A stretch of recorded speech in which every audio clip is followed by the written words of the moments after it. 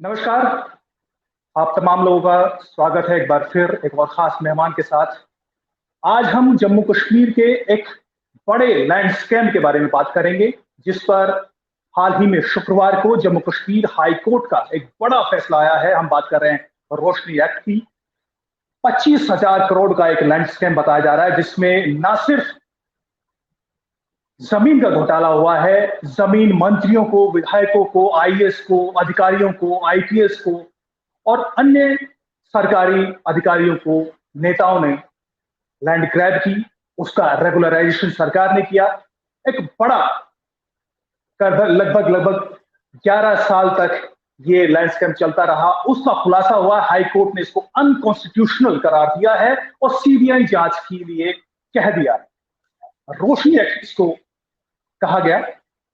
ये क्या था, क्यों ऐसा हुआ और कैसे भारत के संविधान की आत्मा के खिलाफ आर्टिकल 21 और आर्टिकल 14 के खिलाफ एक ऐसा एक्ट जम्मू कश्मीर में 11 सालों तक चलता रहा और उसके बहाने वहां अधिकारियों ने, नेताओं ने जमीनें हड़पी और उसको रेगुलराइज सरकार ने किया। ऐसा क्यों हुआ, ये समझने के लिए हमारे साथ हैं Jammu Kashmir high court bar association के प्रेसिडेंट अभिनव शर्मा जी। सर नमस्कार। नमस्कार। सर, आर्टिकल 370 जब से हटा है, बहुत सारी चीजें इस तरह के सामने आ रही हैं, जिससे पता चल रहा है कि वहां पर पर्दे के पीछे क्या खेल चल रहा था। रोशनी एक्ट यकीनन उसमें एक बड़ा खेल, 25,000 करोड़ का एक घोटाला कहा जा रहा है, लेकिन एक और चीज इसमें कही जा रही है, कहीं ना कहीं एक तरह का लैंड जिहाद था। आप संक्षेप में पहले से बताइए कि ये कैसे जो हाईकोर्ट, जम्मू कश्मीर हाईकोर्ट है, उसने अपने जजमेंट में क्या कहा है, क्यों इसको अनकॉन्स्टिट्यूशनल करार दिया। देखिए हरदीप जी, सबसे पहले मैं आपको ये कहूं, जैसा आपने पहले कहा कि ये एक इरेगुलरिटी थी। मैं ये आपको क्लियर कर दूं, स्पष्ट कर दूं, ये इरेगुलरिटी नहीं। इरेगुलरिटी होती है अगर कोई काम करने के लिए कोई प्रोसीजर ले डाउन किया गया हो, तो उस प्रोसीजर की वायलेशन हुई तो उसको इरेगुलरिटी बोलते हैं।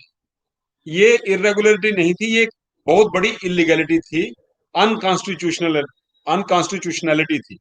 ये गैर संवैधानिक कानून था।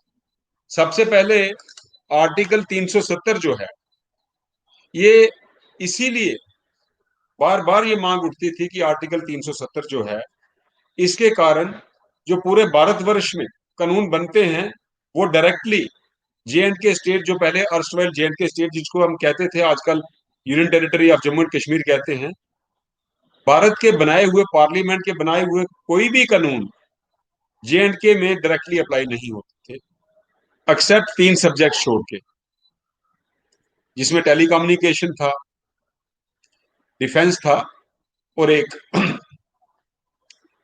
बाकी सारे कानून जो भारत की पार्लियामेंट बनाती थी वो तभी जेएंडके पे अप्लाई होते थे अगर जेएंडके की असेंबली और काउंसिल उसको अडॉप्ट करती थी, या कुछ स्पेशल प्रोविजन, स्पेशल पावर्स राष्ट्रपति को दी गई थी कि वो कुछ कानून जो हैं वो directly state of Jammu and Kashmir को अंडर कॉन्स्टिट्यूशनल एप्लीकेशन ऑर्डर 1954 कुछ राष्ट्रपति के पास पावर थी वो कानून बनाने की।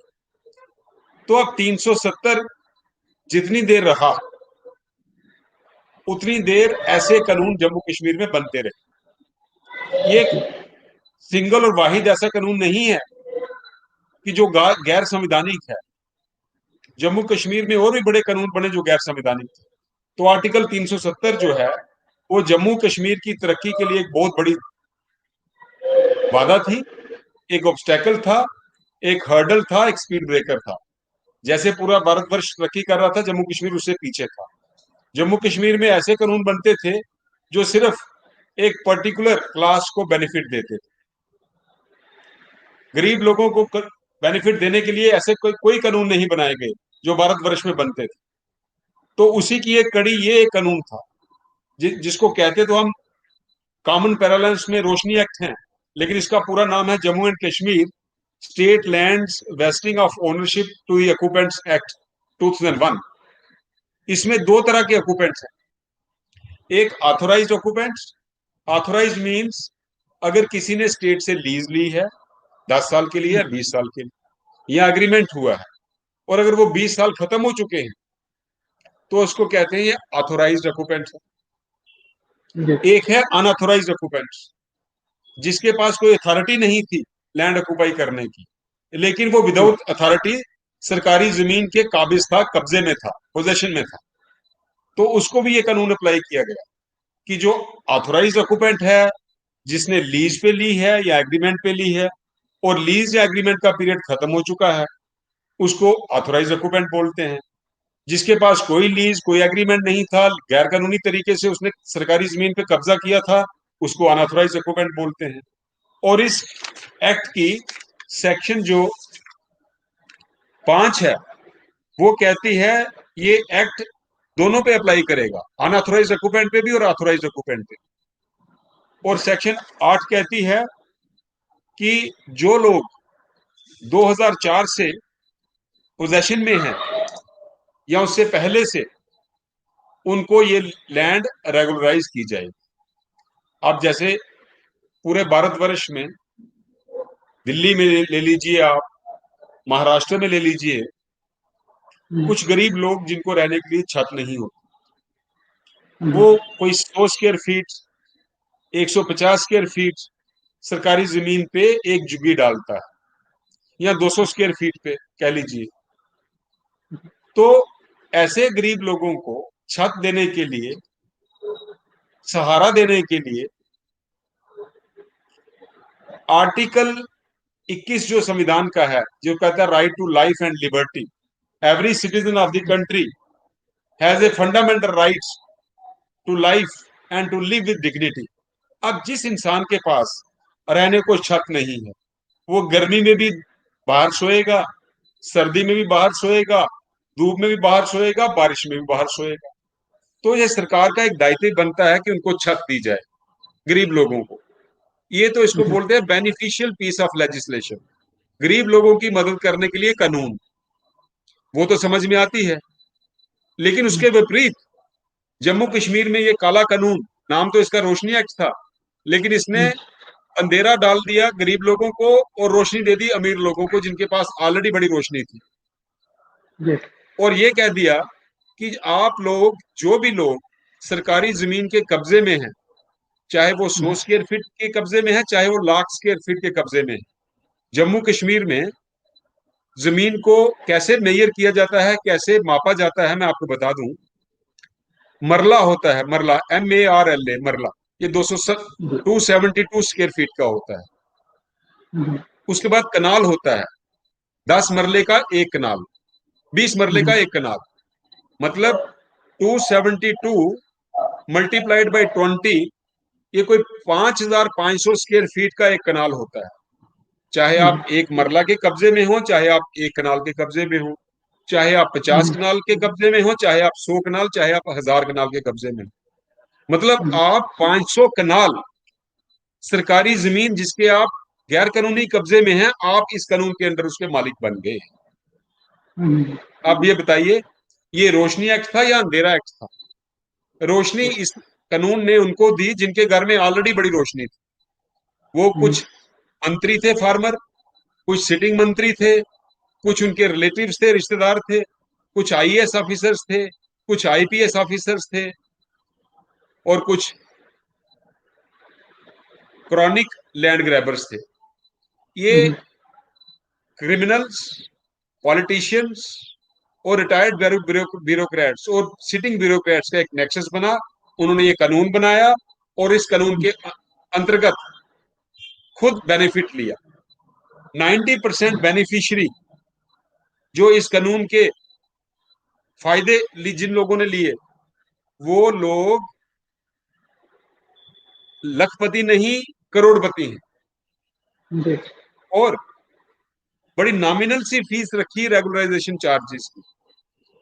और जो रूल्स बनाए इस एक्ट के अंदर, उसके अंदर डिप्टी कमिश्नर ने लैंड्स के रेट असेस करने थे, डिटरमिन करने थे।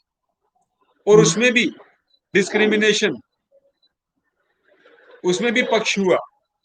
जो लोग इन्फ्लुएंशियल थे, अमीर थे, पॉलिटिशियंस थे, ब्यूरोक्रेट्स थे, उनको कम रेट पे जमीन रेगुलराइज हुई। और जो लोग गरीब थे, जिन्होंने एक मरला 272 स्क्वायर फीट या 5 मरले मतलब 1100 स्क्वायर फीट रेगुलराइज कराई, उनके लिए अलग रेट्स। ये सारे तथ्य जे.एंड.के हाई कोर्ट के नोटिस में लाए गए। जिस याचिकाकर्ता ने ये याचिका की थी पब्लिक इंटरेस्ट में,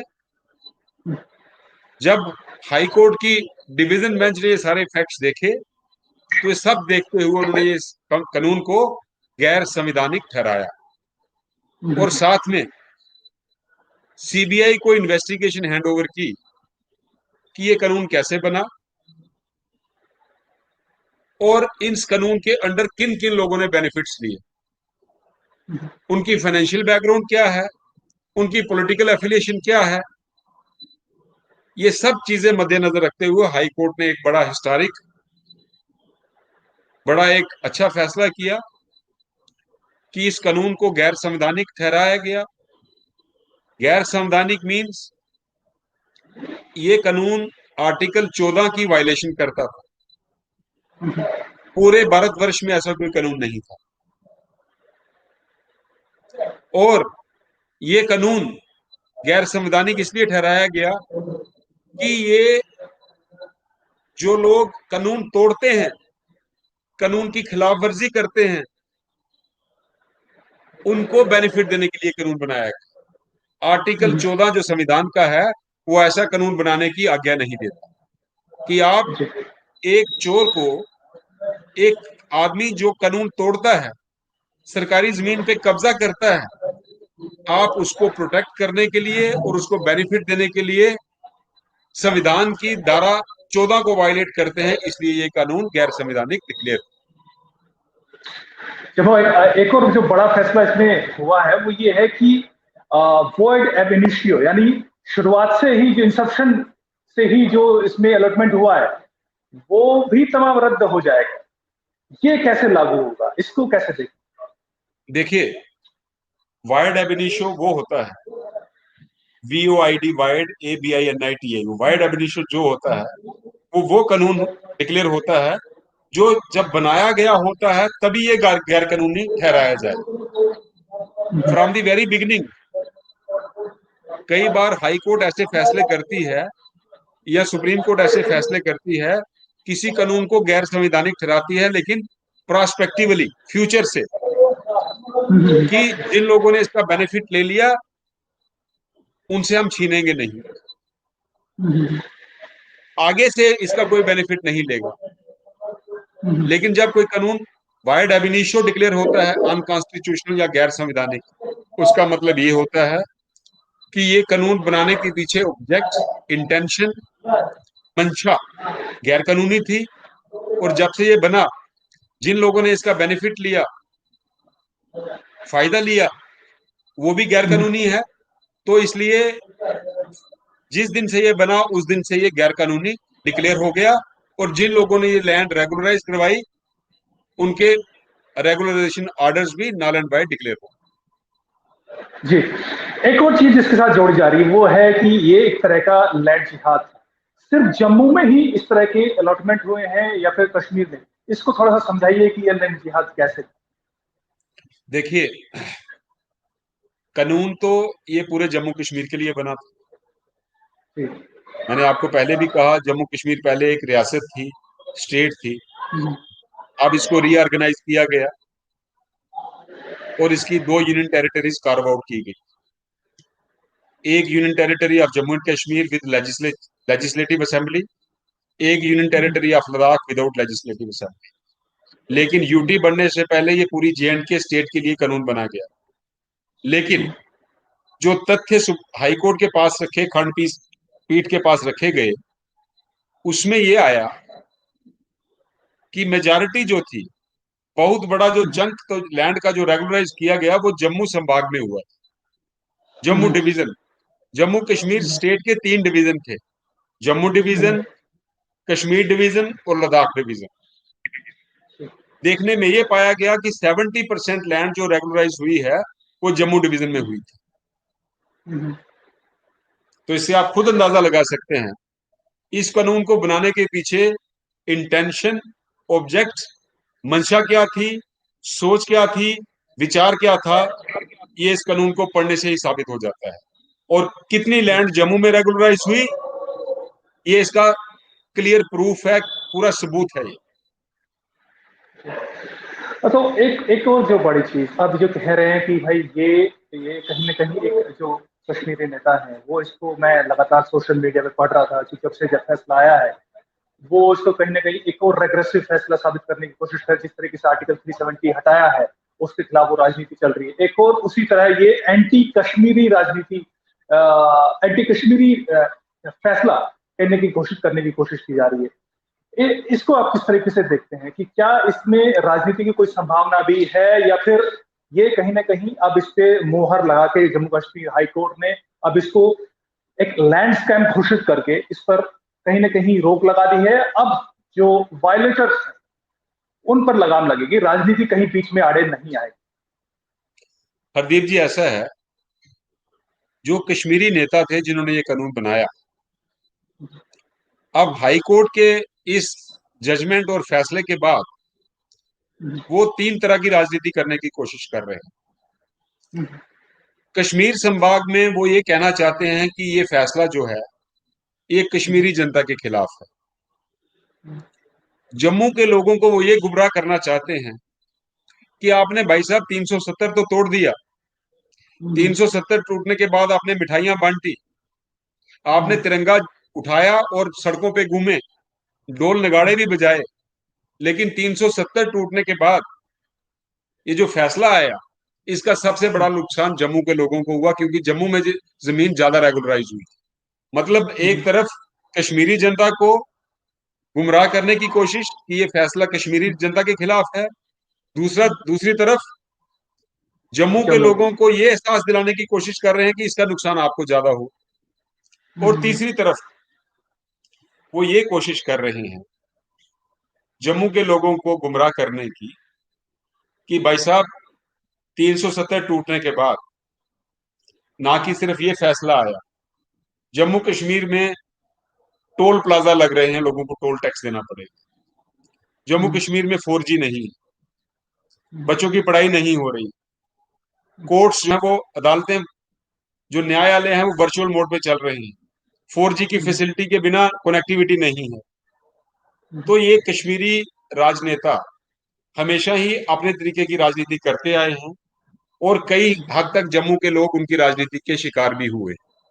लेकिन मैं एक आपको मुबारक देना चाहता हूं, जम्मू के ही नहीं बल्कि कश्मीर के लोग भी इनकी राजनीति में अब आने वाले नहीं, क्योंकि कश्मीरी जनता और जम्मू की जनता 95% लोग ये दृढ़ कर चुके हैं कि ये कानून बना ही करोड़पतियों के लिए और लाखपतियों के लिए था, पॉलिटिशियंस के लिए बना था, IAS अधिकारियों के लिए बना था, IPS अधिकारियों के लिए बना था, लैंड ग्रैबर्स के लिए बना था।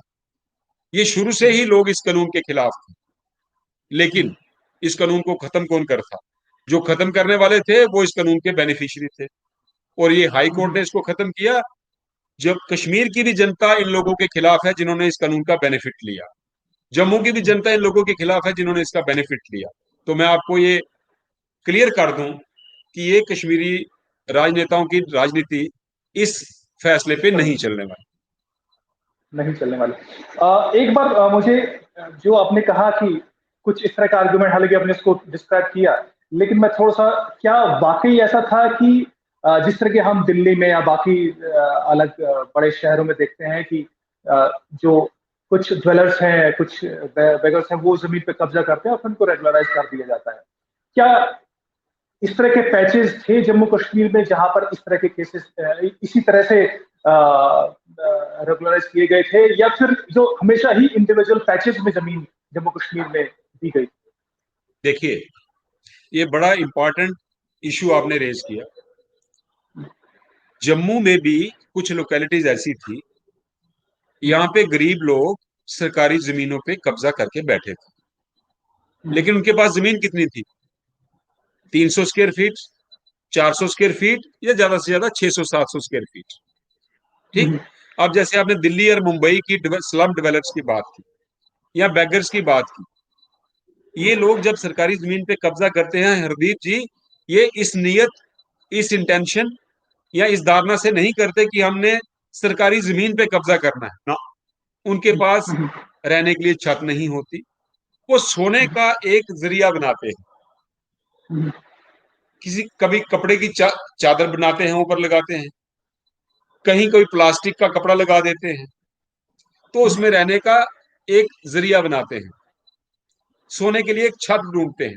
आपने देखा फ्लाईओवर्स के नीचे लोग सोते हैं, ब्रिजेस के नीचे लोग सोते हैं, राइट। ऐसे जी ही जम्मू में भी कुछ कॉलोनियां थी जिनमें लोगों ने सरकारी जमीन पे कब्जे किए थे, और वो कॉलोनीज उनको रेगुलराइज हुई। जहां पे मेरा निवास है, इसके आगे पीछे भी एक दो कॉलोनीज हैं। यहाँ पे गरीब लोग, बिलो पॉवर्टी लाइन, उनको वो रेगुलराइज की गई, लेकिन कितनी? 200 स्क्वायर फीट, 300 स्क्वायर फीट या 400 स्क्वायर फीट। लेकिन सबसे इंपॉर्टेंट बात क्या है? कानूनी बनाया गया उनके लिए। जैसे ये एक्ट बनाया गया, एक गवर्नमेंट ऑर्डर निकला था, पॉलिसी अडॉप्ट की गई थी, लेकिन यहाँ पे देखिए एक पूरा कानून बनाया गया, एक्ट बनाया गया through legislative assembly and cleared by legislative council also. तो अगर आप एक एक्ट बनाते हैं, उनके लिए, गरीब लोगों के लिए एक्ट क्यों नहीं बनाया गया? उनके लिए गवर्नमेंट ऑर्डर बनाया गया है, पॉलिसी बनाई गई जो कभी भी विड्रॉ हो सकती है। ये एक्ट तो विड्रॉ होता नहीं, एक्ट कभी विड्रॉ नहीं होता, एक्ट रिपील होता है। और कौन एक्ट को रिपील करता है? जिन्होंने एक्ट बनाया होता है। एमएलएस करते हैं, मंत्री करते हैं, और जिन्होंने उसका बेनिफिट लिया होगा वो उसको रिपील करेंगे? कभी नहीं करेंगे। तो ये फर्क है। जम्मू में भी गरीब लोगों की कॉलोनीज रेगुलराइज हुई, लेकिन उनको रेगुलराइजेशन में जमीन सिर्फ छत डालने के लिए मिली। 2018 में जब गवर्नर ने इसको हटाया था, तब उसके बाद से एसीबी लगातार इस पे जांच कर रही है, और कई सारे केसेस में अधिकारियों के, नेताओं के खिलाफ जांच जारी है। लेकिन जिस तरीके से जो मैं जम्मू कश्मीर हाईकोर्ट का फैसला था है, उसमें भी कहा गया है कि सीबीआई एक्शन टेक रिपोर्ट जो एक्शन लिया जाएगा, उसकी रिपोर्ट हर एक 8 वीक में वो हाईकोर्ट को देगी। यानी कहीं ना कहीं कार्रवाई पे भी इतना ही जोर है। यानी जो इसको सिर्फ नया रिपील नहीं किया गया, इस एक्ट को हटाया नहीं गया, इसको नल एंड वॉइड नहीं बताया गया, बल्कि जो वायलेटर्स हैं उन पर भी कार्रवाई की भी बात की गई है। इसको थोड़ा सा बताइए कि किस तरीके से काम आगे बढ़ेगा। देखिए किस हरदीप दिशा जी, में जाएगा? चूंकि एक जन हित याचिका थी, पब्लिक इंटरेस्ट लिटिगेशन, और पब्लिक इंटरेस्ट लिटिगेशन में हाई कोर्ट ने इस कानून को गैर संवैधानिक ठहराया और सीबीआई को इन्वेस्टिगेशन करने के लिए ऑर्डर किया। आप जानते हैं, जैसे आप सुशांत सिंह राजपूत का केस देख रहे हैं महाराष्ट्र में, एलिगेशंस लगाए जा रहे हैं कि सीबीआई स्लो चल रही। हाई कोर्ट ने कोई भी स्कोप नहीं छोड़ा कि कहीं भी इस पे राजनीति हो। इसीलिए हाई कोर्ट ने अभी इस केस को खत्म नहीं किया, और सीबीआई की इन्वेस्टिगेशन को हाई कोर्ट हर 8 हफ्ते के बाद स्टेटस रिपोर्ट लेके मॉनिटर करेगी। So this investigation, which is to be conducted by Central Bureau of Investigation, shall be monitored by the High Court periodically, and the CBI shall place its investigation reports periodically before the High Court, before the division bench of the High Court. So इसलिए मैं आपको ये कह रहा हूँ, ये एक बड़ा हिस्टोरिक फैसला है। हाई कोर्ट इसकी इन्वेस्टिगेशन भी मॉनिटर करेगी। सिर्फ सीबीआई पे इन्वेस्टिगेशन करने के लिए ऑर्डर तो किया है, लेकिन सीबीआई की डायरेक्शन क्या होती है, इस पे इन्फ्लुएंस कितना आता है, उस पर भी हाईकोर्ट अपनी नजर रखेगी। सर बहुत बहुत धन्यवाद। आपने बहुत अच्छे तरीके से रोशनी एक्ट और उसकी जो इलीगलिटीज हैं उसको आपने बहुत तरीके से समझाया, और जिस तरीके से हाई कोर्ट ने जिस सख्ती से फैसला सुनाया है और जिस सख्ती से आगे इसको कंटिन्यू रखने का फैसला सुनाया है, यकीनन जो वायलेटर्स हैं उन पर कार्रवाई होगी। आर्टिकल 370 हटने के बाद ये कुछ कुछ असरात हैं जो कि हमें दिखाई देने लगे हैं, और पूरे देश को अब उम्मीद है कि अब उन पर कार्रवाई भी होगी। सर आपका बहुत बहुत धन्यवाद। नमस्कार। धन्यवाद, नमस्कार।